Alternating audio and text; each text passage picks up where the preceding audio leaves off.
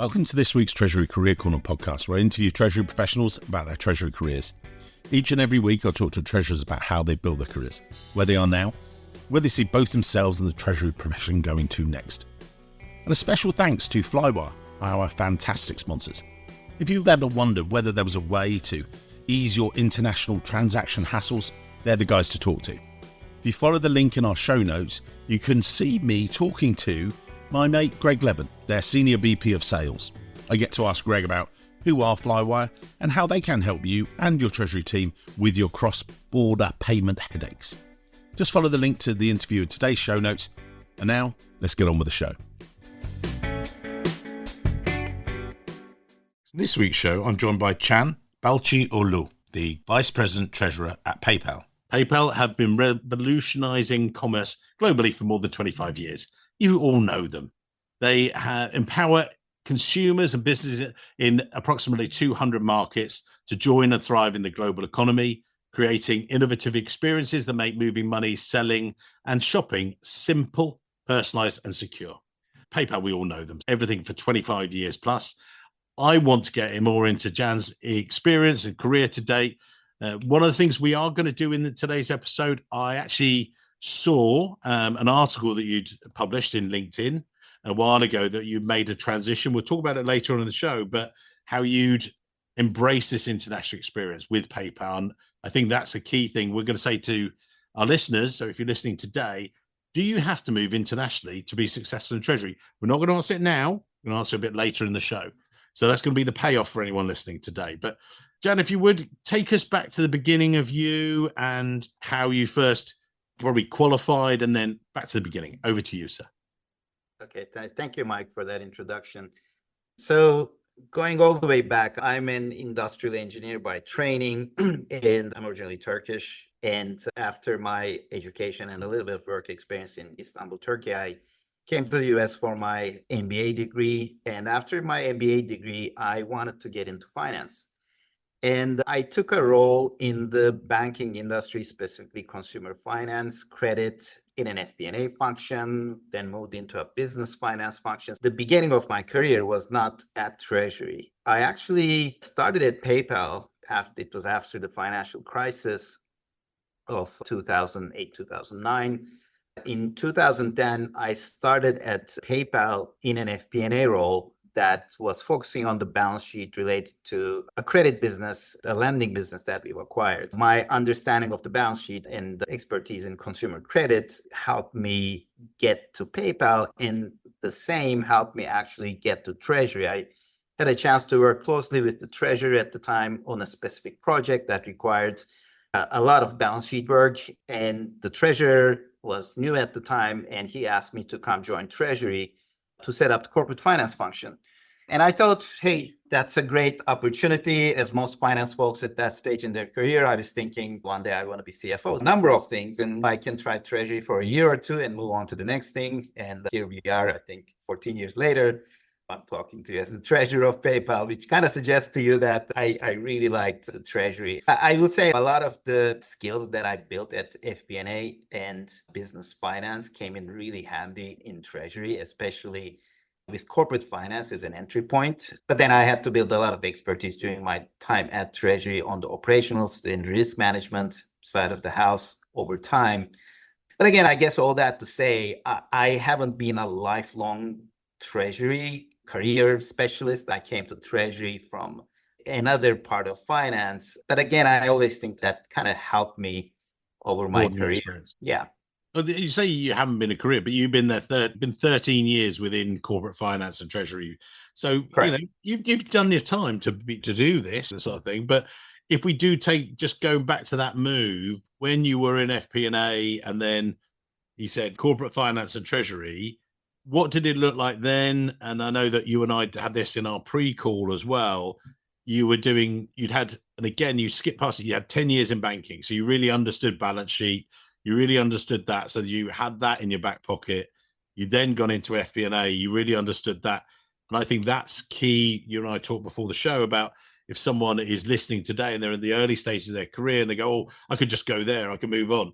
Why was that so powerful for you at that time? Why did that give you a confidence, if you like? So just to clarify the question, I think you're asking, coming from P&A and business finance, how that helped me in Yeah. breaking through to the treasury, correct? Yes. Yeah. So again, I think corporate finance was a very natural entry point. Corporate finance enabled me to use a lot of these skills around modeling, putting structures together, really enabling me to contribute with more of an FP&A mindset, right? But it also enabled me to run transactions and in terms of capital allocation. So share repurchases, issuing debt, really looking at how we allocate capital to credit. All that required a lot of analytics and modeling, again, which are skills that you build in the other parts of finance, specifically for FP&A. It's a critical success factor, I would say. So those really helped me. I think those skills really helped me build the corporate finance, build short and long-term plans, bringing an analytical approach to our capital allocation, to our rating agency management, and everything that's in the purview of the corporate finance. So I think those are some of the factors that enabled me to do that job effectively and led to my, what I would hopefully consider as my success at that position.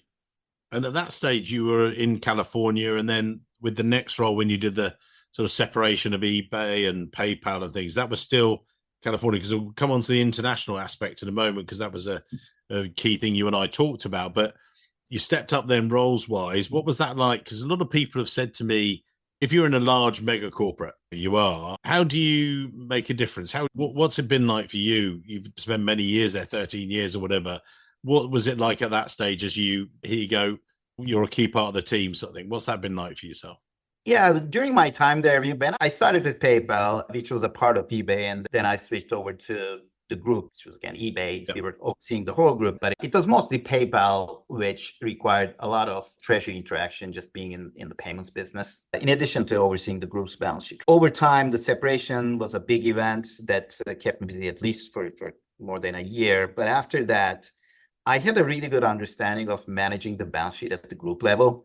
And the natural progression from there was really getting more into managing the subsidiary level balance sheets. And I think your audience may find this interesting, but there are specific challenges with managing the entity level balance sheets, which are distinctly different than looking at the group level balance sheet. The entity level balance sheet management, the subsidiary level balance sheet management almost becomes an optimization problem, where you have to really think through what is the sufficient amount of capital and liquidity are needed at the entities to, one, ensure regulatory compliance at all times. As PayPal, we're in a heavily regulated business. And secondly, making sure that we have enough liquidity for customers to satisfy customer needs at all times as well. Switching over to the international treasury enabled me to really get more deeply into that broader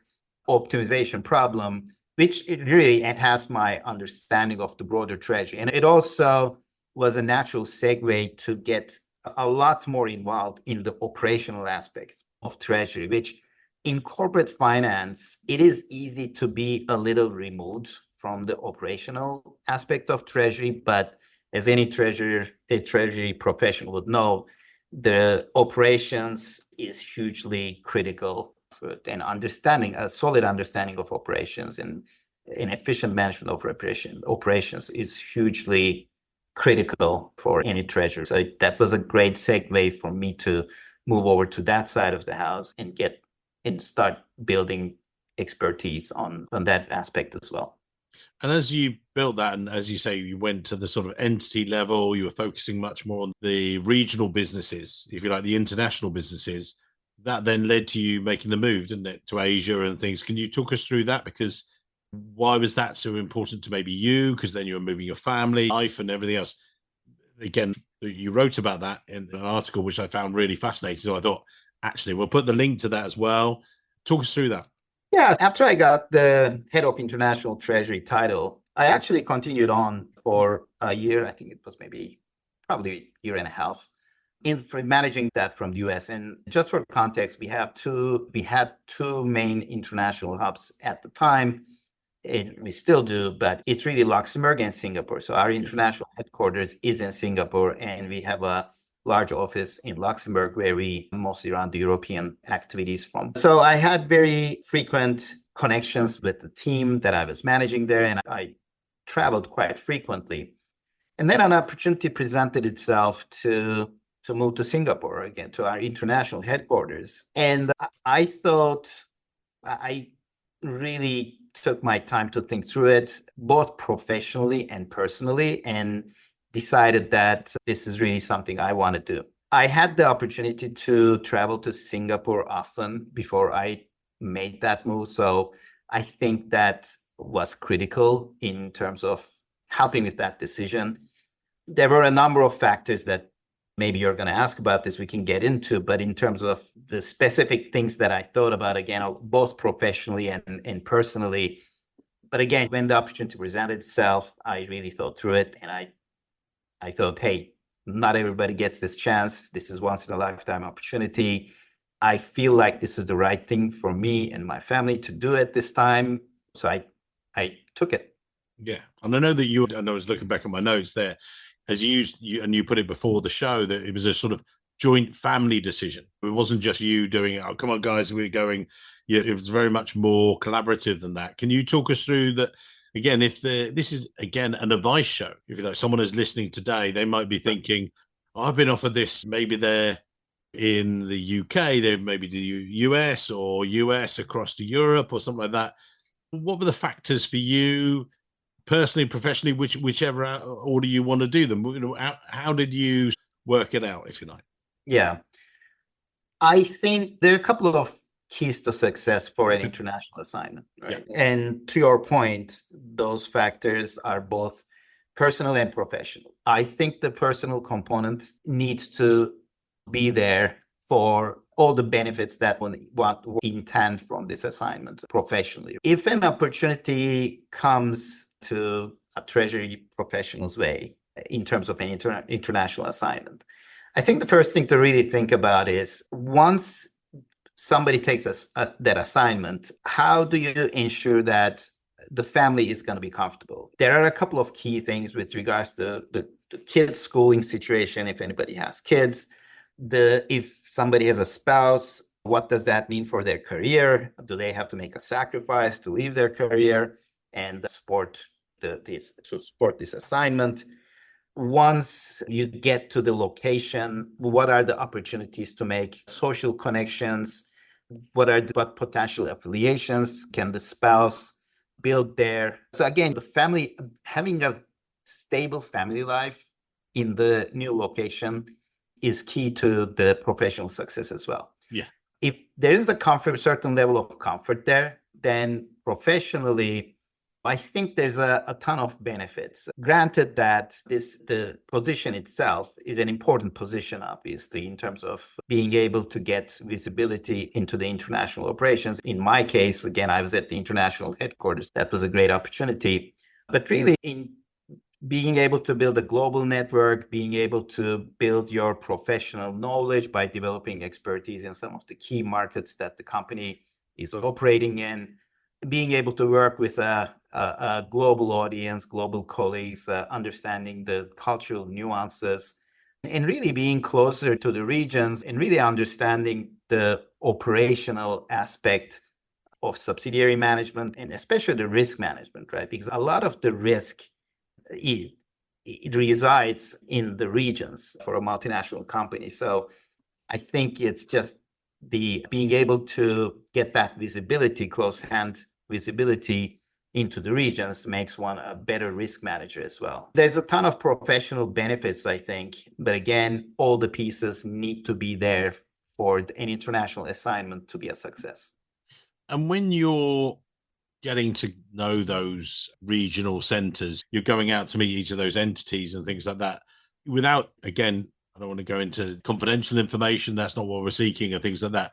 Are there any keys to success? I know that I was just looking up the details, actually. We had previously on the show Pradipto Bagchi, treasurer at Zimmer Biomet. And one of the things that he said, and I remember him saying there was nothing better than having a curry with the team.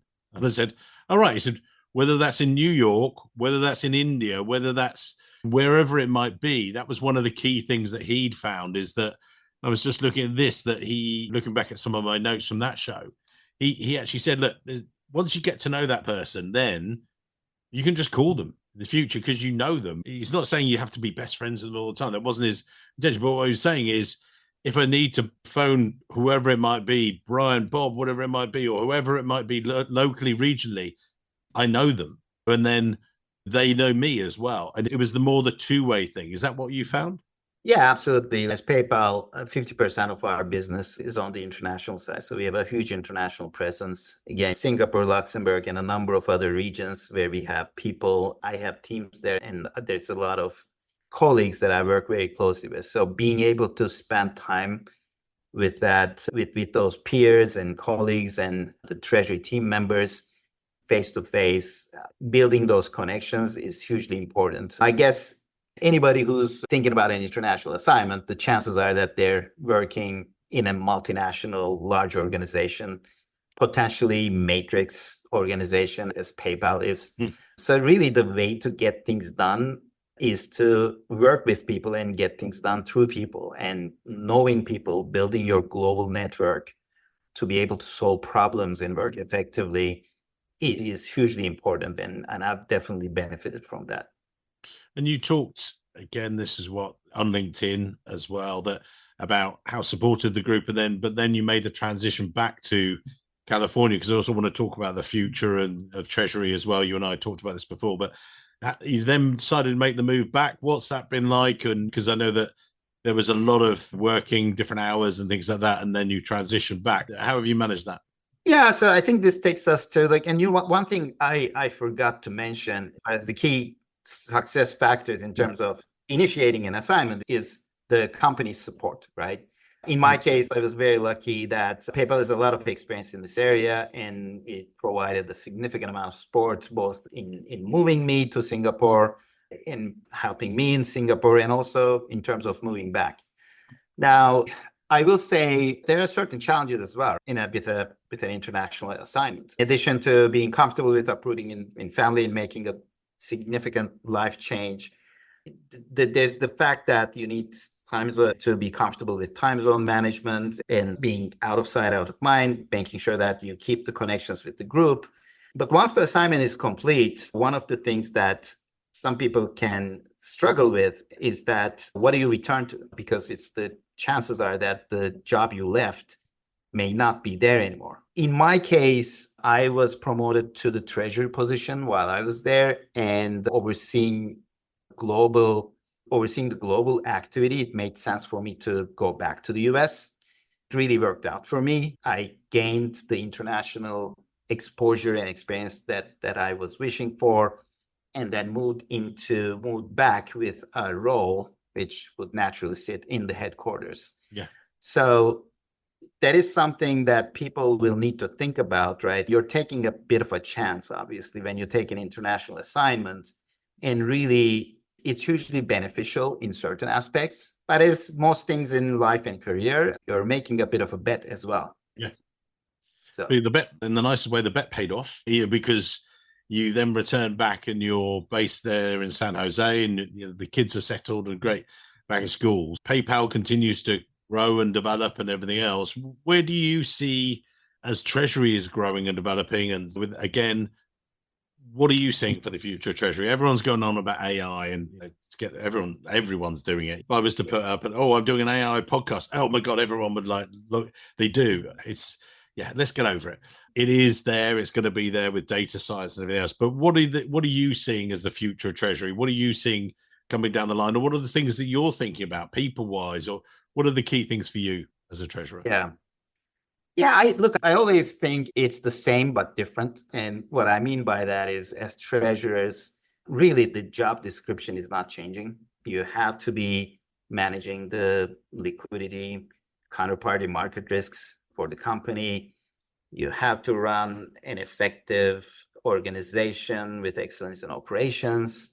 You have to make sure that the company's cash is invested effectively. So that those basic things, capital allocation, rating agency management, none of that is really changing. I think The environment we operate in is definitely changing over time. For example, we're in the payments business. The payments rails are constantly changing. The competition is never standing still. Regulation is getting more complicated. Regulators are getting more sophisticated. From a security perspective, fraudsters are getting more sophisticated.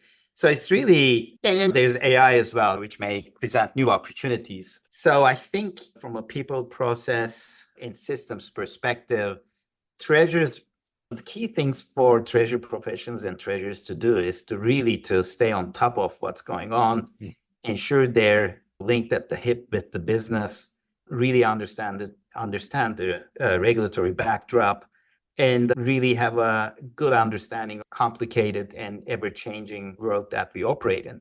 Volatility in the markets is ever present. So again, I think that the job description of the Treasury is not changing at all, but it's really what we need to keep up with that's changing quite drastically. And obviously with yourself, you've gone out and got really to know the business under the hood and really understanding the business. You touched there about all the different challenges coming from all the different regions. Do you really now that's coming to fruition, if you like? You finding yourself that now makes your job as a treasurer easier for everyone? Yeah, I would say so. I would definitely say so. Really understanding some of the more challenging geographies from a treasury management perspective, India, China, building a better understanding of how things operate in those regions, better understanding of the regulatory frameworks. I feel that's helping me immensely as I think about the complicated problems we face on a daily, weekly basis in terms of optimizing our liquidity positions, making sure that we invest and protect our funds effectively. Yeah, I would say it's been hugely beneficial for me to build that expertise. In addition to what we just talked about, really being able to who to call when I pick up the phone or just get on Teams rather. Yeah. When I have a specific question about a problem that we have in any of our, in some of our regions. So yes, I think it's really been beneficial for me. And then the other things that you think the treasurers should be thinking about as maybe leaders of their teams, and that they should be. We've got a number of conferences coming up. I've got Ireland, I've got New York coming up, and then we've got Eurofinance AFP, and there are all these different sessions. Which are the ones that you're thinking everyone should definitely make a beeline for, bar AI? Okay, everyone's going to be following that. What are the other things that you think that, again, if you're talking to your team, you've got all the stuff about entity, we've done this, we need to be keeping an eye on this, guys. What are the other things, if anything, before we can move towards the end of the show and things like that? I'll tell you what's on top of mind for me. Yeah. I think what they're trying to really solve for and focus on right now is what's the optimal system footprint for Treasury. For treasurers and treasury professionals, we're lucky today that we probably have a lot of options to choose from. There are different systems or tools that does certain things really well, but how do you build a cohesive system strategy and system footprint that's simple enough, not too complicated, but achieves your objectives effectively, whether that's in-house banking, whether that is back-to-back trading and things of that nature. It's really keeping up to date with the systems and really thinking through what is the optimal system footprint, what's the optimal system strategy is something I'm looking at.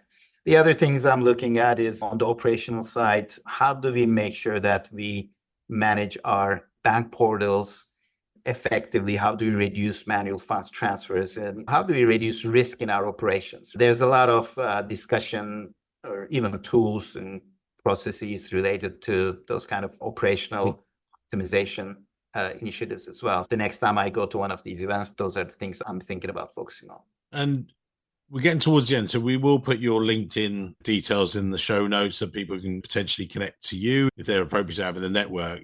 But as I said earlier, you and I connected over the fact that you were relocating back from Singapore back to the US and everything else, and rewarding, enjoyable. I was just looking at some of the bits here.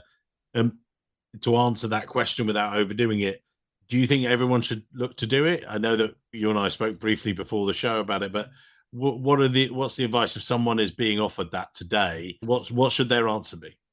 Yeah. Like a lot of things in life, the answer is it depends, right? First of all, the setting needs to be there. I think an international assignment is most relevant for people who are working at multinationals, such that opportunity would present itself. Secondly, not to be repetitive, but before taking on an assignment, you need to make sure that once you are there, you will have a stable home life, right? Yeah, supportive And, environment. and on that one, I think one needs to also consider that not all destinations are created equal.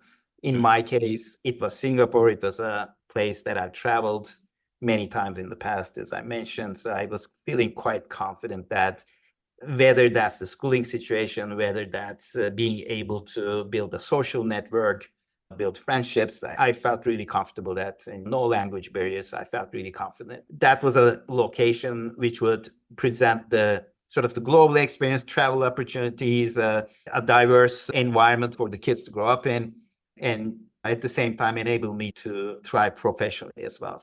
That may not be the case in every location. Having talked to a lot of expat friends, I know that there are certain locations that are more challenging than others. One really needs to think through, okay, is this the right location for me?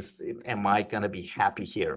And once that is in place, really, I think I would say go for it. If that is the case, if the professional opportunity is also there, if it's an opportunity to make a difference and really learn, I would definitely say go for it. Again, eyes wide open. It's a move that does not guarantee a return to a specific role, but it certainly opens up new opportunities. It opens up global opportunities. It builds new skills, new understandings. So over the long term, I think it's something that most people can benefit from. Different. Yeah. I definitely did in my case.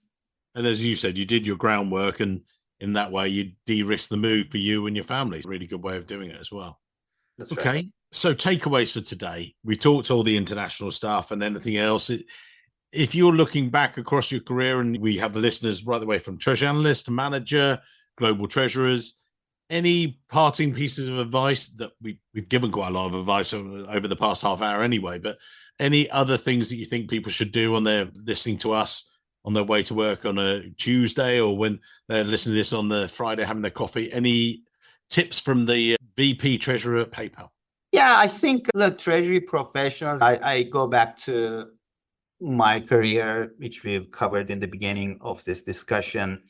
I found that some of the skills I've built in other areas of finance, that understanding really helped me in my treasury career. If somebody is in treasury, be open to other opportunities. And I thought as I was coming into treasury, I was going to do a rotation in treasury, which turned out to be a much longer term career move. But if you're in treasury, just be open to looking at other areas of finance as well. And you can always come back to treasury. Look at international assignments in a similar basis. If you're in treasury, look at international assignments. So just build different experiences. I think over the long term, this is an often given advice, but I really do believe the variety in the things that you do really build you over the longer term. Treasury is interesting, right? Sometimes somebody will just want to be an FX expert or expert in investments, and there's nothing wrong with that. That's a very valuable and specific career path as well. But for anybody who wants to be more of a generalist, even those folks who just want to focus on a branch, I think there's always benefit in building more experiences, being closer to the business. So I definitely do believe that. The other thing I would say is when I think about what I consider led to my career progression, as treasurers, I think as treasury professionals, just building those links to the business, collaboration, getting work done with people and through people is hugely important. So just really build your network locally and globally. So that's really going to be a key to success, at least at PayPal, it certainly was. And then the last thing I would say is just keep up just the intellectual curiosity. Treasury is an area, not only true for treasury, but certainly the case. It requires continuous learning. The the world is changing constantly. It goes back to something we've covered previously, like regulations not getting any easier.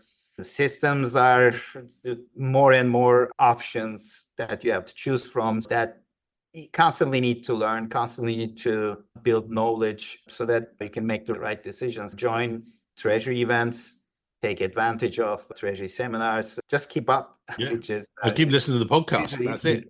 Hugely important.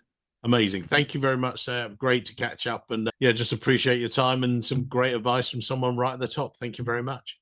All right. Thank you. I appreciate this opportunity to talk to you and your audience. Thank you. Thank you. Hello, Treasury professionals. Before you dive into the next episode, could you please help me continue to grow the world's only global Treasury salary survey? That's right, our one. So you know your compensation is constantly benchmarked against the market. It's amazing, isn't it? Just go to treasurysalary.com. It takes less than 2 minutes to complete, start to finish. You then gain exclusive, regular, updated access to our salary survey, keeping you ahead of the curve. The survey is an evolving, breathing entity that constantly tracks the salaries of Treasury professionals on a global basis. Currently, we have over 1,100 participants taking part at treasurysalary.com. Thank you for being such amazing loyal listeners. Your support is incredible. Couldn't do it without you. Thank you. Go to Treasury.